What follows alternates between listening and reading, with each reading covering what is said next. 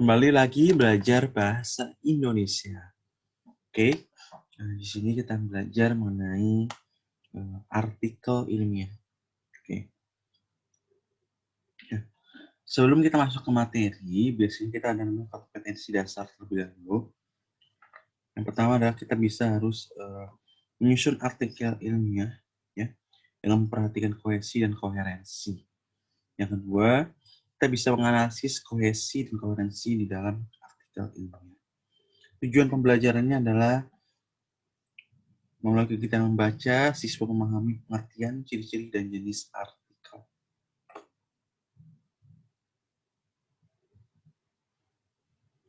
Oke, yang pertama kita akan belajar mengenai pengertian, ciri-ciri, dan jenis artikel. Ya.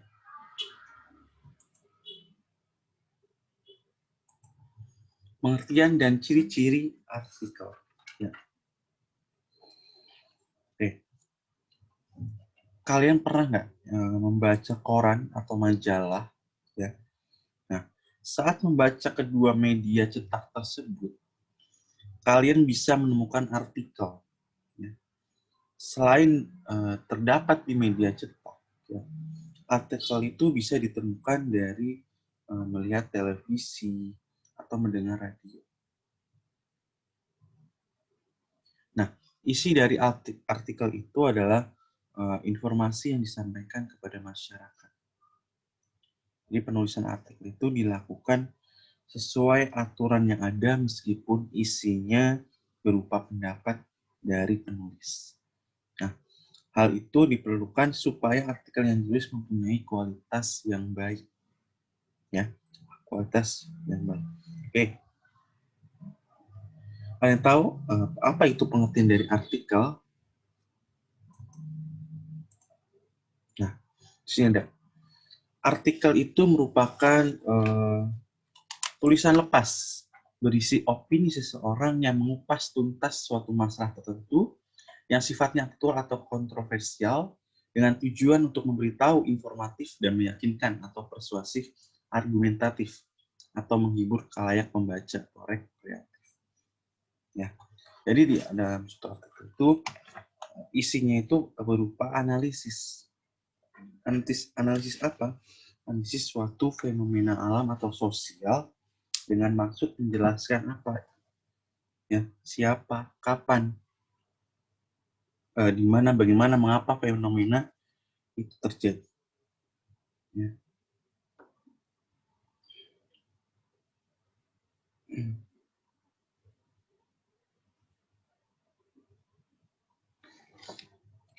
Nah, di dalam kaidah jurnalistik, ya, artikel itu mempunyai pengertian beragam. Ya, secara umum artikel itu adalah tulisan yang isinya berupa ide, opini atau pendapat ini tadi, maupun fakta yang disusun sedemikian rupa untuk disebarluaskan kepada media massa dengan tujuan meyakinkan, mengkritisi, mendidik, atau menghibur. Nah, saat ini kita bisa mudah menemukan artikel tadi yang dimana di surat kabar, di majalah, di jurnal. Nah, artikel itu merupakan salah satu bentuk karangan yang berisi opini penulis. Ya, apa? Bentuk karangan yang berisi opini penulis. Jadi artikel itu memuat gagasan baru dan penting diketahui supaya apa? Supaya masyarakat tahu bagaimana permasalahan di lapangan yang sedang berkembang. Ya. Jadi kalian wajib rajin membaca artikel supaya wawasan kalian juga bertambah dan memperluas cakrawala pengetahuan di berbagai bidang. Nah, melalui artikel ini ya, seseorang penulis itu bisa memberikan pandangan, ide, opini, penilaian ya, atau gagasan. Ya, gagasan tentang suatu masalah atau peristiwa. Jadi gagasan fakta itu disampaikan bertujuan untuk apa tadi? Meyakinkan, ya kan? Meyakinkan. Atau persuasif, argumentatif, ya kan? Benar? Meyakinkan. Lalu apa lagi? Mendidik, ya, mendidik. Lalu menawarkan pemecahan suatu masalah atau menghibur, ya kan? Nah, gagasan di sini tuh bisa berupa gagasan murni, ya, mengambil dari sumber lain atau referensi, boleh perpustakaan, pernyataan orang, dan sebagainya. Ya, tidak menyebutkan sumber tulisan saat pengambil pada maka penulis akan dianggap epigon, ya. Oke, sini ada ciri-ciri artikel. Yang pertama, lihat di situ ciri-ciri artikel. Lihat. Yang pertama ditulis berdasarkan fakta, ya, berdasarkan fakta atau pandangan penulisnya, ya. Lalu yang kedua mengandung gagasan aktual, ya, gagasan aktual. Yang ketiga mengandung unsur intelektualitas atau pengetahuan. Lalu ada bukan merupakan hasil plagiasi yang tadi disebutkan, jangan sampai epigon, ya. Lalu mengungkap masalah dan pemecahannya, betul. Topik yang dibahas menyangkut kepentingan publik, ya. Lalu menampilkan identitas atau nama penulis. Nah, kalau artikel itu menggunakan bahasa resmi dan baku, ya. Bahasa resmi dan baku. Jadi isinya itu lugas, logis, denotatif, dan efektif, ya. Jadi isinya akan padat dan berisi. Lalu apa? Menggunakan metode yang sistematis agar semua informasi di dalam artikel itu diterima oleh masyarakat luas. Nah, tadi yang bertulis berdasar fakta itu, ini bukan sekedar mitos yang belum terjamin kebenarannya, ya.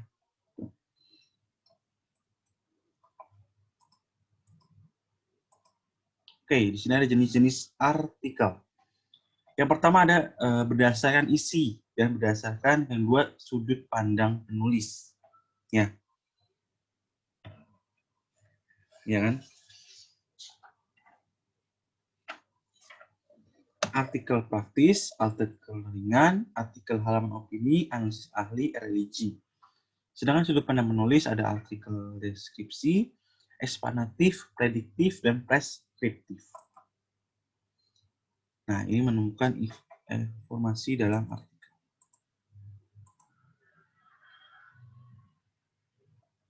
Saya jelasin sedikit aja ya tadi. Pertama ada artikel praktis. Oke. Artikel praktis ini jenis artikel yang lebih menitik beratkan kepada keterampilan daripada pengembangan pengetahuan atau analisis untuk masalah. Jadi dalam penulisannya cenderung menggunakan bentuk karangan narasi. Ya, artinya pesan itu disesuaikan sesuai urutan waktu, peristiwa, atau tahapan-tahapan. Jadi kita bisa menemukan artikel praktis seperti petunjuk-petunjuk, tutorial, atau cara membuat, memperbaiki, atau mengoperasikan suatu alat. Lalu ada artikel ringan. Nah, artikel ringan ini adalah biasanya mengangkat masalah yang ringan, ya, mengangkat masalah yang ringan dalam arti tidak memerlukan pemahaman yang mendalam, ya. Jadi artikel ringan itu biasanya dikemas dalam bentuk informasi atau hiburan. Pembacanya pun tidak memerlukan perhatian atau konsentrasi penuh. Nah, jenis artikel ini biasanya terdapat di tempat umum, di mana aja, di rumah sakit atau stasiun. Lalu ada artikel halaman opini, ya. Nah, penulis artikel opini merupakan seorang yang benar-benar mengerti yang mereka tulis, ya. Hal ini kenapa? Karena artikel halaman opini ini umumnya itu mengupas tuntas masalah secara akademis. Ya. Jadi dalam pemuatannya, artikel ini ditempatkan dalam surat kabar atau majalah di bagian khusus opini. Seperti apa? Tajuk, tajuk rencana ya kan ada tuh biasanya. Kalau ada karikatur, pojok, kolom, atau surat pembaca. Itu artikel halaman opini. Kalau ada artikel analisis ahli. Nah, artikel analisis ahli ini dilihat dari tingkatnya, ini lebih berat. Kenapa? Karena si penulis artikel analisis ahli ini harus paham betul ya, pokok bahasan yang ditulisnya. Ya. Perbedaannya kalau artikel lain itu harus selalu menggunakan bahasa populer. Sedangkan artikel analisis ini, ahlinya, boleh menggunakan bahasa ilmiah. Jadi, mengupas tuntas secara tajam, mendalam, dan luas, ya, soal suatu masalah yang sedang berkembang di masyarakat. Nah, artikel ini biasanya ditempatkan di ruang khusus media cetak, ya kan? Lalu ada artikel religi yang berkaitan dengan keagamaan, ya. Nah, di situ ada berdasar sudut pandang penulis, ada artikel deskripsi, deskriptif, ya. Nah, artikel deskriptif ini adalah artikel atau tulisan yang disusun untuk menggambarkan sebuah permasalahan yang sedang terjadi di dalam masyarakat. Ya. Contohnya tentang aksi tawuran, ya kan, tentang kampung. Gitu. Contoh artikel deskripsi. Lalu ada artikel preskriptif yang keempat coba yang terakhir. Nah ini, ya, preskriptif. Nih. Nah, ini artikel ini yang isinya tuntunan atau panduan kepada pembaca tentang kegiatan atau aktivitas tertentu. Contoh artikel perspektif itu apa? Contoh tutorial apa? Menanam bunga, panduan menjahit itu ada. Ya. Lalu ada artikel eksplanatif. Ya. Artikel ini tulisan dibuat untuk menerangkan atau menjelaskan suatu hal kepada pembaca menurut berbagai sudut pandang, terutama dari sudut pandang penulis. Ya. Contohnya apa? Buku berjudul 3 Ciri Pribadi Sukses oleh Kevin Wu, Petra, 16 Maret 2011. Serta buku sejenis yang lain itu contohnya artikel eksplanatif. Ya. Lalu ada artikel prediktif. Nah, artikel prediktif ini adalah artikel yang memuat tentang sesuatu yang sifatnya akan atau belum terjadi, ya, menurut analisis penulisnya. Contohnya apa? Perakiraan cuaca. Nah, kalian pasti tahu kan BMKG itu, ya kan? Artikel perakiraan cuaca. Ada lagi prediksi skor bola, ya, itu kan pernah ada kan ya. Nah, itu ada artikel prediktif, ya. Jadi dalam suatu artikel itu ada namanya artikel prediktif, ya. Nah, yang terakhir itu biasanya eksploratif. Nah, eksploratif itu artikel yang berisi papan fakta menurut sudut pandang si penulisnya. Contohnya makalah penelitian, tadi yang masuk ke yang berat tadi. Artikel analisis asli sama itu ya. Oke. Evaluasi informasi di dalam artikel. Nah, menemukan informasi dalam artikel dan membedakan informasi, fakta, dan opini. Oke. Nah, ini informasi di dalam sebuah artikel. Oke. Kalian tahu opini itu apa? Opini apa?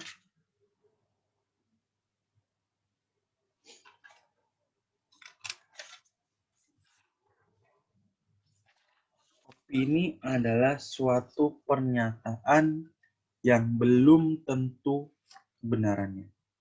Ya kan? Iya kan, benar?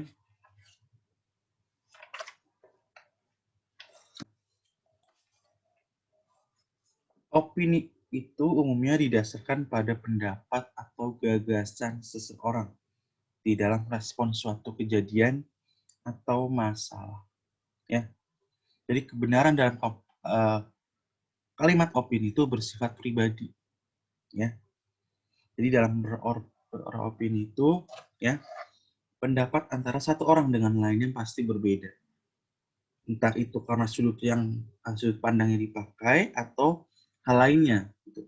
Jadi dalam suatu opini itu bisa berubah menjadi fakta ketika kejadian tersebut benar-benar terjadi seperti apa yang dinyatakan. Ya, contohnya nih, contoh.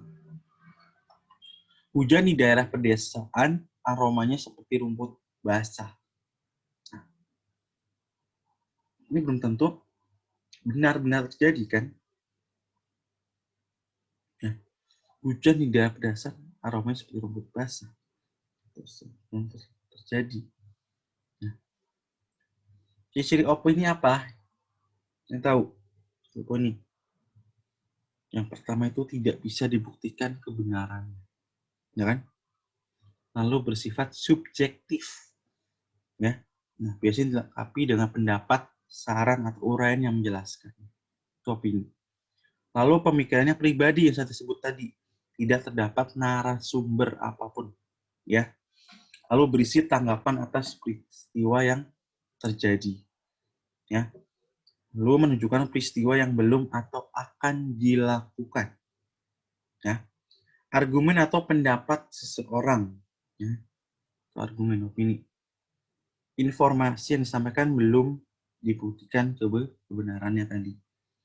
Bisa menggunakan kata bisa jadi, ya kan? Mungkin, menurut, sangat, tidak mungkin, seharusnya, dan sebaliknya. Ya. Kalau ada fakta. Fakta itu apa? Ada yang tahu fakta itu apa? Ya, fakta itu adalah kenyataan atau peristiwa yang benar-benar ada atau terjadi. Ya. Di fakta itu bisa biasanya itu ya dapat menjawab pertanyaan apa, tadi siapa, kapan, di mana, dan berapa. Sedangkan opini adalah pendapat, pikiran, atau pendirian seseorang terhadap sesuatu. Ya. Contoh fakta ini sebentar. Aroma yang pertama dikenal sebagai Petri short dan yang lain disebut ozon. Apalagi contoh fakta. Contohnya gini. Berdasarkan catatan BMKG dan BNPB, terjadi 5 kali gempa besar berkekuatan hingga 6,9 skala Richter di wilayah tersebut. Selain itu, diikuti rentetan kecil gempa yang terjadi bahkan hingga 2000 kejadian. Itu contoh fakta. Ya.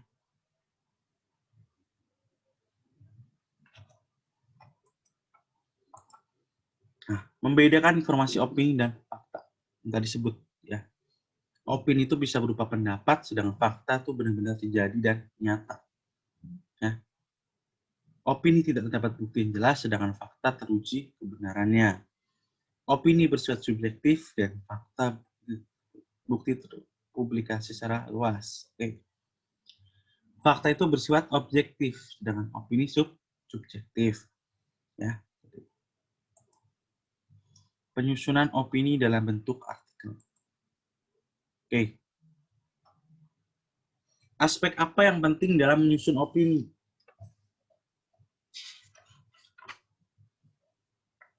Yang pertama adalah argumentasi. Ya. Argumentasi itu apa? Argumentasi itu merupakan bagian terpenting ya di dalam artikel opini. Ya. Ya kan? Nah, argumentasi itu harus disampaikan atau didukung dengan data faktual untuk mengimbangi analisis subjektif terhadap suatu permasalahan di dalam artikel opini. Ya. Jadi artikel opini itu namanya argumentasi. Itu bagian terpentingnya. Ya. Nah, argumentasi itu harus didukung data aktual. Ya. Karena artikel opini umumnya bersifat aktual yang berisi analisis subjektif terhadap suatu permasalahan yang disebutkan.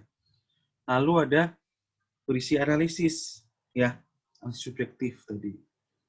Lalu konstruktif, ya, konstruktif. Artinya dibangun dalam konstruktif artikel itu, ya. Lalu memberikan solusi atas masalah yang disampaikan. Ya. Lalu bahasa yang digunakan ilmiah populer sesuai sasaran pembacanya. Kalimat tidak terlalu panjang, mudah dibaca dan dipahami, komunikatif dan efektif atau tidak bertele-tele. Oke, penggunaan bahasa ya. Nah, bahasa dalam artikel ilmiah itu populer itu berbeda dengan bahasa ilmiah pada umumnya, ya, berbeda. Penggunaan bahasa itu penting untuk diperhatikan untuk melihat sasaran pembacanya, ya. Kecenderungan pembaca teks artikel itu adalah membaca tulisan yang tidak terlalu panjang, ya kan? Mudah dibaca, mudah dipahami, ya kan? Jadi oleh karena itu pada saat membuat opini gunakan bahasa yang komunikatif, ya, bahasa yang mudah dipahami, tidak bertele-tele, ya kan? Ringkas penyajiannya, gitu, ya. Di dalam menggali gagasan dan argumentasi, gunakan kalimat yang efektif, efisien, ya, mudah dimengerti. Jika Anda menggunakan istilah asing atau bahasa daerah, buat padan kata dalam bahasa Indonesia, ya.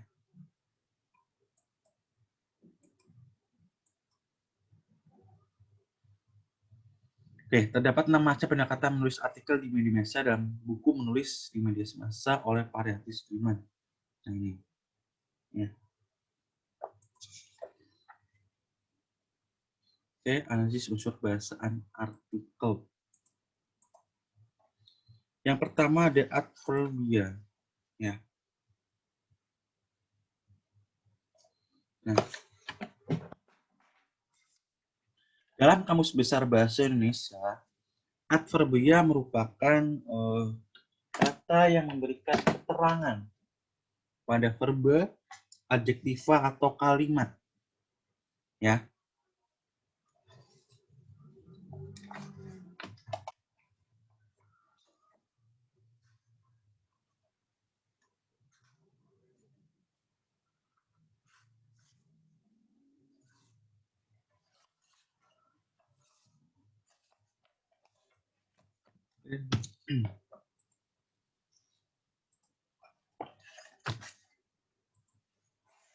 Nah, jadi kata adverbia itu kata keterangan, ya, kata yang menerangkan suatu tempat atau waktu. Nah, kata keterangan itu digunakan untuk menerangkan bagaimana, di mana, kapan, ya kan, dan mengapa suatu perbuatan itu dilakukan atau terjadi. Itu kata keterangan. Nah, kata keterangan itu merupakan kategori yang dapat mendampingi adjektiva, ya, numeralia, atau preposisi dalam konstruksi sintaksis. Jadi kata keterangan itu tidak boleh dikacaukan dengan keterangan, karena kata keterangan merupakan konsep kategoris dan keterangan bukan konsep fungsi. Ya. Nah, kata keterangan itu dibagi menjadi dua. Kata keterangan yang menyatakan seluruh kalimat dan kata keterangan yang menyatakan unsur kalimat. Ya. Nah, kata keterangan itu menerangkan keseluruhan kalimat yang mempunyai 4 fungsi, yaitu kepastian. Kepastian itu apa? Kepastian itu memang atau pasti, tentu. Keraguan atau kesangsian itu barangkali, mungkin, ya, kiranya, rasanya, agaknya, rupanya, itu keraguan atau kesangsian. Lalu ada harapan. Apa contoh katanya? Semoga, moga-moga, mudah-mudahan, hendaknya. Frekuensi, contohnya apa? Seringkali, sesekali, sekali-kali, acap kali, jarang. Ya. Lalu ada konjungsi. Oke. Konjungsi yang tahu, ya, kata hubung, ya. Ya. Konjungsi itu apa? Kata sambung atau kata hubung. Ya, kata tugas yang menghubungkan antar klausa, antar kalimat, dan antar paragraf. Ya. Kata hubung antar klausa biasanya terletak di tengah kalimat. Kata hubung antar kalimat terletak di awal kalimat. Kata hubung antar paragraf terletak di awal kalimat. atau paragraf maksudnya, maaf, paragraf. Nah, di sini ada konjungsi. Contoh konjungsi intrakalimat. Contoh konjungsi yang hubungan waktu. Apa? Sesudah, setelah, sebelumnya, sehabis, sejak, selesai, ketika. Contoh hubungan waktu.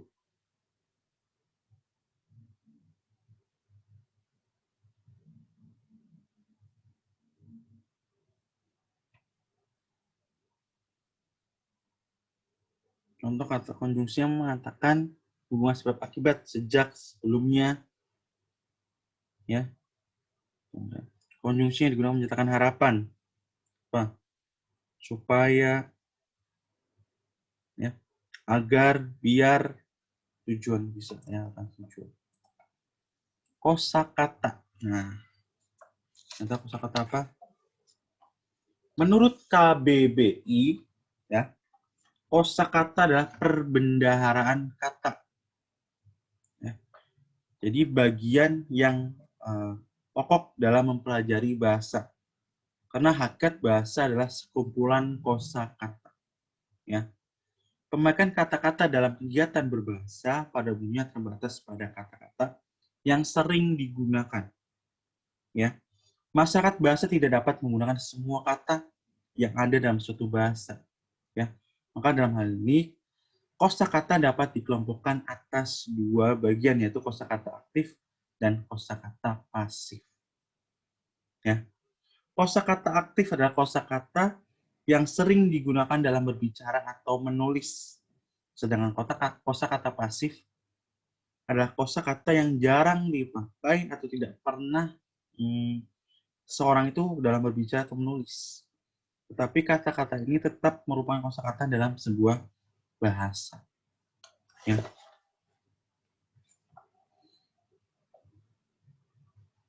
Apa? Kosakata aktual yang sedang menjadi pembicaraan. Ya, tadi aktual situ ada, kan? Aktual. Lalu ada fenomenal, artinya luar biasa, hebat, dapat dirasakan panca indera. Lalu ada editorial, artikel dan kabar yang mengungkapkan pendirian editor. Lalu ada nukilan, kutipan atau tulisan yang dicantumkan pada suatu benda. Lalu tajuk rencana, karangan pokok dalam surat kabar. Itu banyak banget ya.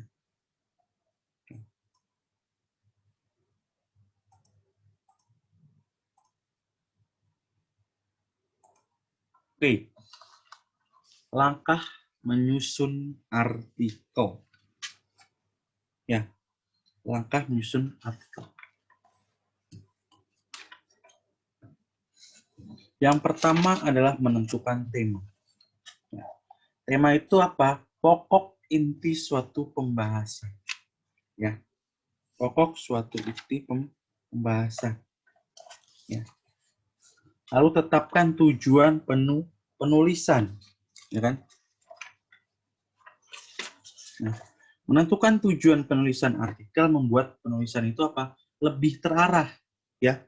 Selain itu, tujuan membuat informasi dalam artikel bisa lebih berfokus. Lalu menentukan fakta yang berkaitan dengan tema, ya. Lalu ada menentukan opini berdasarkan fakta, ya. Lalu menyusun opini-opini dan fakta menjadi artikel padu, ya. Lalu membuatkan kesimpulan berdasarkan opini. Nah, dalam membuat artikel itu ada judul, pembuka, isi, penutup, atau simpulan. Nah, penyajian artikel itu menggunakan kutipan kata-kata seorang, biasanya ditandai dengan adanya tanda petik 2, ya. Lalu menggunakan sudut pandang penulis di dalam bentuk penafsiran. Lalu menggunakan kata yang tidak pasti, mungkin atau rasanya tadi ya. Menggunakan kata yang bertujuan menyampaikan sesuatu, sebaiknya saran pendapat. Ya. Baik, terima kasih. Sudah mengikuti pembelajaran bahasa Indonesia mengenai artikel. Sampai jumpa di pertemuan selanjutnya.